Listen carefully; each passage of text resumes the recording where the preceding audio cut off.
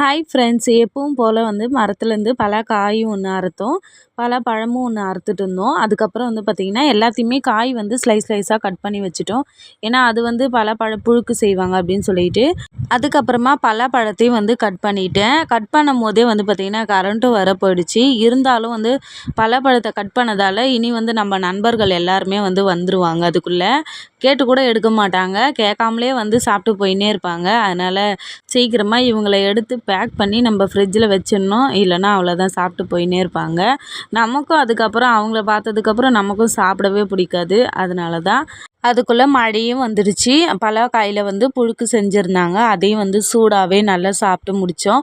அதுக்கப்புறமா கொஞ்சம் கொஞ்சமாக பழத்தை வந்து எல்லாத்தையுமே வந்து கட் பண்ணி எடுத்து வச்சிட்டோம். உங்கள் யார் ஊர்லலாம் பலாப்பழ சீசன் இன்னும் முடியலன்னு கமெண்ட்டில் சொல்லுங்கள். இங்கே கேரளாவில் எங்கள் ஊரில் இன்னும் பலாப்பழ சீசன் முடியலை. இந்த வீடியோ பிடிச்சிருந்தா லைக் பண்ணுங்கள். வீடியோ பார்த்ததுக்கு நன்றி.